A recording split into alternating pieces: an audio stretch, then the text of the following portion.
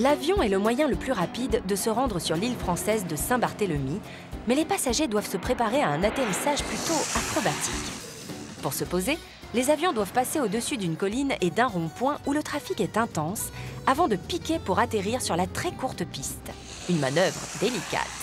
Regarder les avions passer au ras du col de la Tourmente est une des principales attractions de l'île. Incroyable cet aéroport! Au bout de la piste, c'est directement la plage et la mer.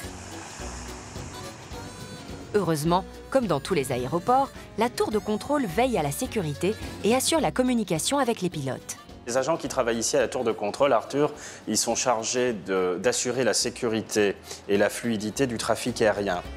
Pendant la haute saison, jusqu'à 250 avions se posent et décollent chaque jour sur la petite piste. Il y en a encore un qui arrive. Bravo! Super atterrissage! Et bienvenue à Saint-Barth! La tour gère aussi bien les avions en vol que les appareils au sol pour libérer la piste aussi rapidement que possible.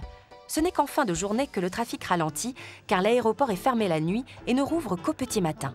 Il est 6 h du mat et les pompiers travaillent déjà? Oui, avant l'ouverture de la piste, les pompiers testent leur matériel.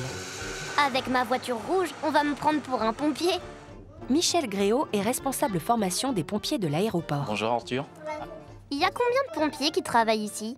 On est à 2, mais en tout dans le service ici, les pompiers d'aéroport, on est à 7. Et toi, ça t'intéresserait un jour d'être pompier? Comment ça marche, votre tuyau? Avoir un matériel en parfait état de marche est essentiel pour les pompiers et pour la sécurité de tous. Le pompier doit aussi être bien équipé. J'ai l'impression d'être un astronaute avec ce casque. Ça protège du soleil en tout cas.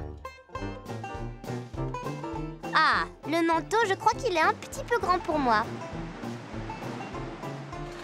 En tout cas, ça a l'air d'être un métier passionnant, pompier. Avant que les avions n'arrivent, j'ai bien envie de faire une pointe de vitesse sur la piste. Génial, j'ai l'impression que mon auto va décoller. Arthur a toujours été intéressé par les avions. Tiens, l'avion de Bernard est ouvert. Allons voir. Zut, il commence à pleuvoir. Vite, à l'abri. Dans les Antilles, les averses sont fréquentes, mais souvent très courtes. Après quelques minutes de pluie, l'avion de Bernard est prêt pour le départ. Salut Bernard, tu peux m'emmener? Avant chaque vol, le pilote doit vérifier lui-même si tous les éléments de l'avion fonctionnent bien pour éviter tout problème en vol. La règle est la même pour tous les avions, quelle que soit leur taille. Commandant Arthur, prêt à décoller. On se met en route? Tiens, je te mets un casque, comme ça tu entendras ce que dit la tour.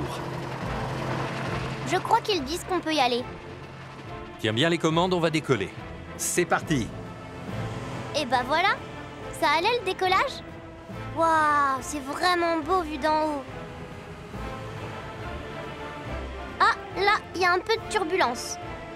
Allez, on va se poser. On ralentit en restant bien droit. Et voilà, on a touché la piste. Pour le voyageur, décoller ou atterrir à l'aéroport de Saint-Barth, c'est déjà le début de l'aventure.